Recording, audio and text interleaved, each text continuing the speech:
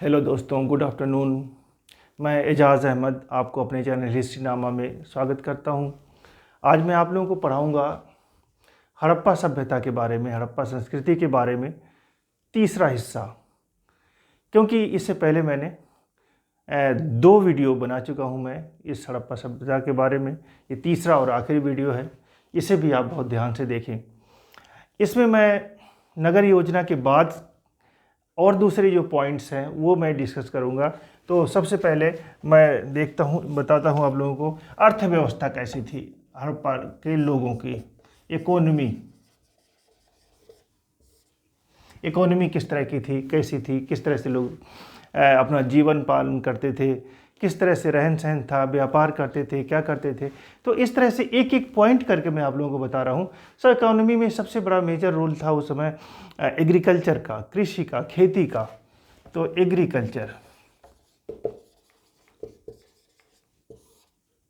Agriculture उस समय का इकोनॉमी का बहुत बड़ा स्रोत था। उस समय खेती होती थी अलग अलग उसके, जैसे खजूर, मटर, ज्वार, रागी, बाजरा, तिल, सरसों, राई, कपास, खरबूज और लोथल से चावल भी मिला हुआ है। तो इस तरह से कई सारे अनाजों की, कई सारे फसलों की उस समय खेतियाँ होती थी। लोथल से चावल के भी प्रमाण मिले हैं। इसके अलावा कालीबंगा से जुताई के कुछ प्रमाण मिलते हैं। जैसे होता नहीं, जुताई होती है तो अप डाउन इस तरह से करके नालियाँ सी बनी हुई होती हैं।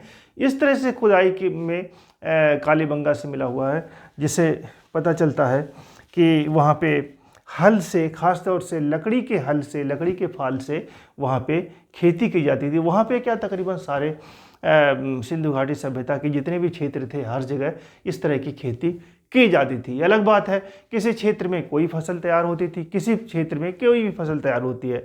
आज भी ऐसा ही है। तो मैं आप लोगों को बताना चाह रहा था कि ये जो सिंध का क्षेत्र था वो बहुत ही उपजाऊ था उस समय में, और उस उर्वरता की वजह से ये थी कि वहाँ की नदियों में जो सालाना बाढ़ आती थी। हम देखते हैं कि मोहनजोदड़ो की जब खुदाई हुई तो उसके कई परतें मिली, तकरीबन 7, ऐसा लगा कि 7 बार ये नगर उजड़ा और बसा रहा होगा। क्योंकि एक परत पे हम देखते हैं बाढ़ की जो आती है, इसके बाद जो गाद एक छोड़ जाती है, वो परत, वो लेयर मिली हुई है 7 बार इस तरह से। तो ऐसे ही नदी, क्योंकि उस समय जो नगर होते थे नदी के किनारे बसे हुए होते थे, और नदियों की बाढ़ जब आती थी तो उन तमाम सारे एरियाज़ में वहाँ अपनी उर्वरता छोड़ जाती थी, जिससे काफ़ी खेती करने में बड़ी आसानी होती थी और उसकी उपज बहुत ज़्यादा बढ़ जाती थी। इसके लिए जब पानी की कमी भी होती थी, जैसे मैंने बताया कि बाढ़ से वो लोग खेती करते थे, लेकिन बहुत बार वो लोग बांध भी बनाते थे, आर्टिफिशियल बांध होते थे उनके। जैसे कोई एक एरिया ऐसा है जहाँ पे इन्होंने पानी को रोक रखा है, अपना यहाँ ऊंचाई है, यहाँ पानी रोक रखा है, और ये बांध बना रखा है कि इधर से इधर पानी नहीं रहे। जब कभी ज़रूरत होती थी ये इसको खोल देते थे अपने खेतों के लिए, यानी कि पानी को स्टोर भी करते थे। आप लोग ने अगर भारत एक खोज पढ़ी हो जवाहरलाल नेहरू की, तो उसमें लिखा हुआ है कि ये जब पानी को बांध करके रखते थे तो कुछ ऐसी जातियां थी, पार्टिकुलरली मेरे ख्याल से आर्यंस थी, जो आते थे और चुपके से इनका बंधा तोड़ देते थे और सारा पानी इनका बह जाया करता था। तमाम सारी फसलें भी खराब हो जाती थी और पानी भी बर्बाद हो जाता था। तो इस तरह से खेती में बड़े उपयोगी, बड़े निपुण थे लोग, और वो लोग अनाज पैदा करते थे जो विदेशों में व्यापार के लिए जाता था। अपने क्षेत्र में भी, इंटरनल ट्रेड में भी ट्रेड होता था उससे। इसके बाद नेक्स्ट पॉइंट है पशुपालन, एनिमल फार्मिंग या पशुपालन जो था, ये लोग बहुत तरह तरह के पशुओं को पालन करते थे, जैसे भेड़, बकरी, सांड, भैंस, गधा, ऊंट,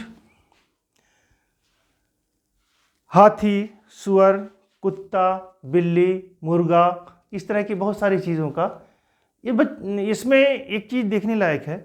सांड तो बहुत जगह बहुत मिलता है उसमें, कि सांड जो हुआ उस समय हुआ करते थे, पूजनीय भी थे, लेकिन गाय का कहीं कोई जिक्र नहीं आता है, न ही अवशेष कोई मिले हुए हैं इसके। तो मैं बताना चाहता हूँ, और उसका भी नहीं है, डेफिनेटली अगर सांड है तो गाय तो रही होगी। घोड़ा, उस समय घोड़े से लोग अपरिचित थे, और इस तरह से वहाँ पे फार्मिंग होती थी, वहाँ पे इसके जानवरों की से पाला जाता था, और उनसे वहाँ के लोग अपनी इकोनॉमी दुरुस्त करते थे, उसे बेच करके जानवरों को दूसरे एक जगह से दूसरी जगह ले जाके बेचते थे। इंटरनल ट्रेड के लिए ही ये एनिमल फार्मिंग काम आती थी। इसके अलावा आर्ट एंड क्राफ्ट, शिल्प कला जो है, आर्ट एंड क्राफ्ट,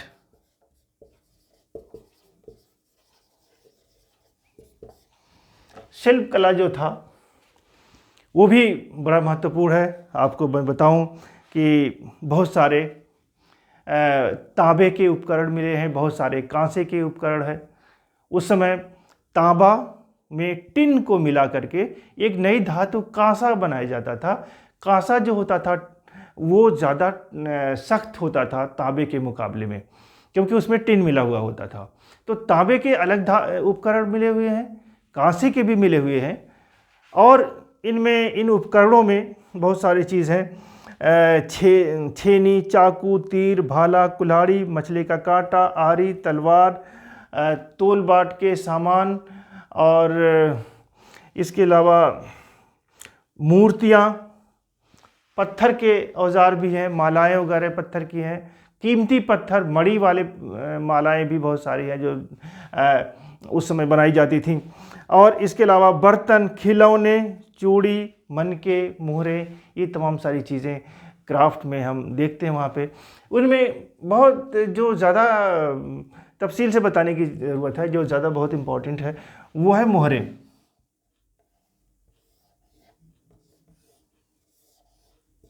मोहरे, ये मोहरे बनी हुई होती थी। इन मोहरों के ऊपर सांड, हम्पेड बुल, या अलग तरह से हम देखते हैं बहुत सारे जानवरों के निशान होते थे। और इसके अलावा यहाँ पे कुछ लिखावट होती थी, पिक्टोग्राफिक लिखावट, जैसे मैं बताया। तो इस तरह से वहाँ की मोहरें थी।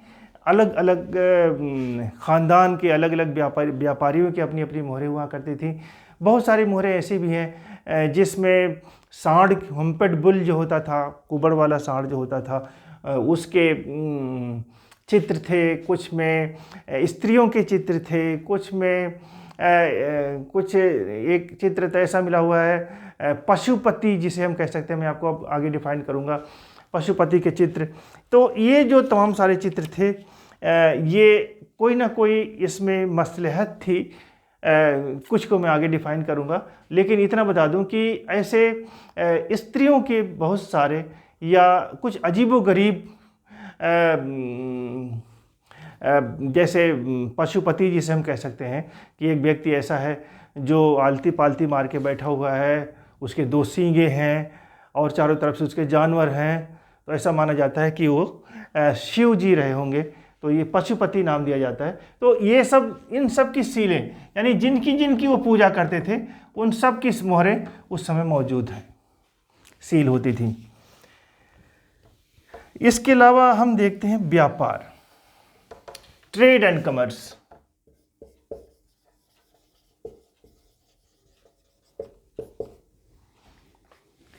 व्यापार में हम देखें कि व्यापार जो होता था वो 2 तरह का होता था, इंटरनल, एक्सटर्नल।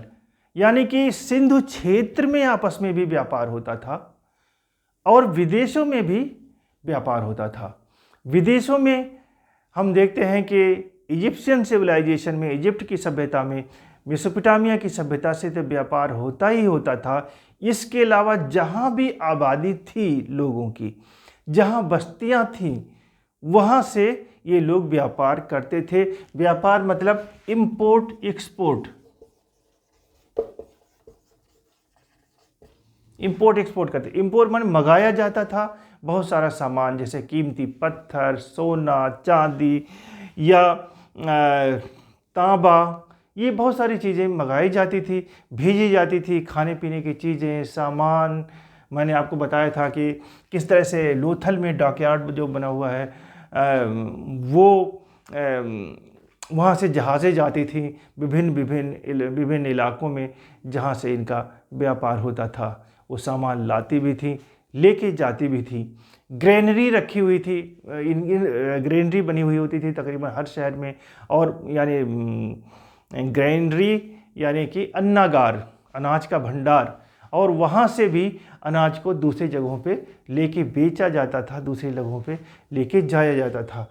लेकिन याद रहे कि उस समय अधिकतर वस्तु विनिमय प्रणाली थी, यानी एक सामान लेते थे, एक सामान देते थे, कोई सामान दिया उसके बदले सामान लिया।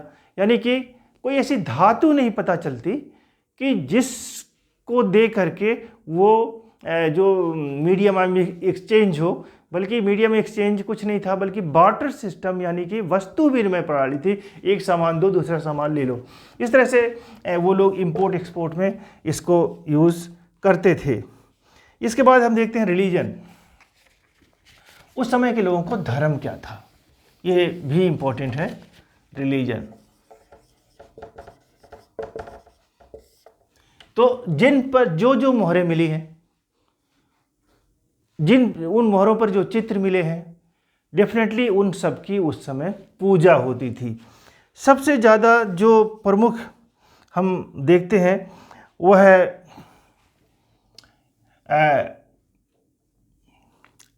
मातृदेवी। मातृदेवी ज़्यादातर जो चित्र मिले हुए हैं, ज़्यादातर जो मूर्तियाँ मिली हैं वो स्त्रियों की मिली हुई है। मोहनजोदड़ो से एक डांसिंग गर्ल है, वो तो चलो ठीक है इंटरटेनमेंट के लिए है, लेकिन बहुत सारी जैसी मूर्तियाँ मिली हुई हैं जिनकी पूजा होती थी। और ख़ास तौर से ऐसा लगता है बहुत सारी मूर्तियाँ तो ऐसी हैं जैसा लगता है जिनके सामने धुएँ से अटी हुई, धूप से अटी हुई, यानी जैसे आज मूर्तियों के सामने धूप जलाते हैं, धुआं जलाते हैं, तो ऐसे धुआं जला करके वो अटी हुई है, उससे धूप से काली हो रही हैं।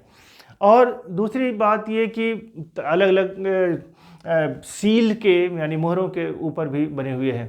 तो और एक सील तो ऐसी मिली है, जैसे मैंने बताया, एक स्त्री है, उसके ऐसा गर्भ से एक पौधा निकल रहा है, तो वो अंदाज़ा ये लगाया जा सकता है कि वो पृथ्वी माता रही होंगी। यानी माता के रूप में तमाम सारी, यानी मदर गॉडेस के रूप में जिसे हम कह सकते हैं, मातृदेवी या मदर गॉडेस के रूप में इसकी पूजा होती थी। इसके अलावा जो सबसे ज़्यादा इसके बाद मातृदेवी के बाद अहमियत रखता है वो है पशुपति। पशुपति की पूजा। एक सील है, उस मोहर के ऊपर एक आदमी आलती पालती करिए बैठा हुआ है, एक उस पे उसके दो सींगे हैं, और उन दोनों उस सील के ऊपर हम देखते हैं हाथी, बाघ, गैंडा, भैंसा उसको घेरे हुए हैं। ऐसा लगता है कि उस आदमी को उन जानवरों से बहुत ज़्यादा प्रेम था, तो इसलिए उसका जो अब को रिलेट करते हैं शिव जी से, कि शिव जी का जो पसंदीदा बैल था नंदी, और ये भी हाथ में त्रिशूल भी लिए हुए है, और इस तरह से चीज़ें जो है काफ़ी सिमिलरिटीज़ हैं। एक और मूर्ति मिली हुई है वहाँ से मोहनजोदड़ो से, कि एक व्यक्ति है दाढ़ी वाला, उसकी एक आँख यहाँ भी है, तीसरी आँख भी है, और वो शॉल ओढ़े हुए है, और बड़ी चित्रकारी वाली शॉल है। इस तरह के कुछ एक तीन पत्तियों वाले फूल बने हुए उसके उस पर, जिसमें एक बाँस के नीचे से लेकर के यूँ, जैसे राजीव गांधी ओढ़ा करते थे शॉल, उस तरह के शॉल ओढ़े हुए है, चित्रों वाली, प्रिंटेड शॉल। तो ये दाढ़ी वाले होना, दाढ़ी रखना उसका, या तीसरी आँख होना भी ये माना जाता है कि ये भी पूजनीय है। ये कोई ऐसा देवता रहा होगा जिसके तीसरी आँख थी और तीन आँख थी, और तीसरी आँख से वो कुछ ना कुछ चमत्कार करता रहा होगा। इसके अलावा बहुत सारी चीज़ें थी जिसकी पूजा होती थी। पेड़ पौधे, अलग अलग तरह के वृक्ष की पूजा होती थी, अलग अलग तरह के जानवरों की पूजा होती थी। और इसके अलावा जो उनके वो था पूजने का तरीका था, वो चूँकि हमें नहीं पता किस तरह से उनकी पूजा करते थे लोग, लेकिन इतना ज़रूर है कि कोई एक स्थल, एक जगह रही होगी। मंदिर था या नहीं ये नहीं मालूम, खुले में पूजा करते थे ये नहीं मालूम, लेकिन हाँ मूर्ति थी, रखी रहती थी और एक जगह जाते थे और तमाम सारे लोग पूजते रहे होंगे और जा कर के स्नान करते रहेंगे मोहनजोदड़ो में, जो भी इनका विशाल स्नानागार जहाँ से उन्हें मोक्ष या मुक्ति प्राप्त होती होगी। उनके पाप धुलते होंगे, जैसे आजकल गंगा में डुबकी लगाने से पाप धुल जाते हैं, शायद वो स्नानागार में लगाने से भी, इनकी डुबकी लगाने से पाप धुलते रहे होंगे। तो इस तरह से धार्मिक था इनका मामला। नेक्स्ट पॉइंट है पतन इनका, डाउनफॉल क्या जैसे हुआ इनका डाउनफॉल। तकरीबन 1500 BCE तक इनका पतन हो चुका था, इनका डाउनफॉल हो चुका था। यही समय है जब आर्यंस ने हिंदुस्तान में प्रवेश किया था। उस समय तक इनका पतन, उससे पहले तक का इनके इतिहास मिलता है, उसके बाद इनका इतिहास नहीं मिलता। पतन की वजह बहुत सारे लोग बताते हैं। बहुत सारे लोगों का कहना है कि बाढ़ आई रही होगी, और क्योंकि प्रमाण भी मिलता है मोहनजोदड़ो से कि 7 बार बसा, 7 बार हो सकता है ऐसी कोई बाढ़ आई रही हो कि उसके बाद बसने के मोहब्बत ही ना हो, तमाम सारे लोग उसमें मारे गए हों। तो ये भी है। दूसरा ये है कि रास्ता बदल देना नदियों का। अगर नदी ने रास्ता बदल दिया, उस जगह से रास्ता लगा लिया, निकाल लिया जहाँ पे शहर बसा हुआ है, तो वो जाहिर है शहर बर्बाद हो जाएगा। या नदी के किनारे, क्योंकि ये बात इतनी इसमें दम नहीं है, क्योंकि धीरे धीरे रास्ता बदलती है नदियाँ, पूरी तरह रास्ता नहीं बदलती हैं, तो उसी तरह से लोग शिफ्ट करते जाते हैं दूसरे स्थानों पे। कुछ लोग कहते हैं कि भूकंप आया रहा होगा, तमाम सारे मकान जो थे भरभरा के गिर गए होंगे, क्योंकि वो कच्चे मकान थे। पक्की ईंटें तो होती थी उस समय में, जो मैंने पिछली कल वाले लेक्चर में बताया आप लोगों को, लेकिन मकान कच्चे थे, मिट्टी के गारे पे बने हुए होते थे, तो वो गिर सकते हैं, गिरे रहे होंगे। तो भूकंप की बात आती है। तीसरी बात आता है कि आक्रमण रहा होगा, कोई बाहरी आक्रमण किया होगा। तो बाहरी आक्रमण क्या था, कौन कर सकता था उस समय? उस समय वही टाइम था जब आर्यों ने यहाँ पे आगमन किया था। और इसके अलावा हम देखते हैं कि ऋग्वेद में भी है कि ओ इंद्र, इन लिंग पूजकों का नाश कर दो। तो उस वक्त लिंग पूजक कौन थे? लिंग पूजक यही थे, क्योंकि उस समय ऋग्वेदिक काल में जो सबसे पहला वेद है, उस काल में हड़प्पा सभ्यता के लोग लिंग की पूजा करते थे। दोनों, स्त्रीलिंग पुल्लिंग दोनों की पूजा करते थे। और ये आर्यंस में लिंग की पूजा नहीं थी। बहुत बाद में जब शिव जी का आगमन होता है धर्म में, तब जाकर के लिंग की पूजा शुरू होती है। अदरवाइज लिंग की पूजा नहीं थी, सिर्फ इन्हीं लोगों में थी, फैलिक वर्शिपर थे ये लोग।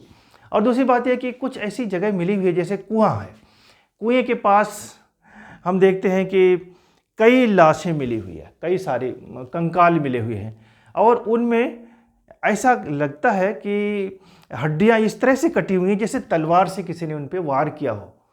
तो ऐसा लगता है कि अचानक कुछ लोग गए होंगे पानी वानी भरने, कि अचानक कुछ लोग आए, दूसरे लोग आए और उन्होंने तलवार से उन्हें मारा और मार डाला। तो एक तरह से अटैक हुआ है, जेनोसाइड हुई है वहाँ पे, यानी कि कोई एक दूसरे वर्ग के लोग उस क्षेत्रों में आए और वहाँ पर उन पे आक्रमण कर दिया। तो इस तरह से कहते हैं कि जो वैदिक आक्रमण है वह भी पॉसिबिलिटी रखता है कि इनके पतन में।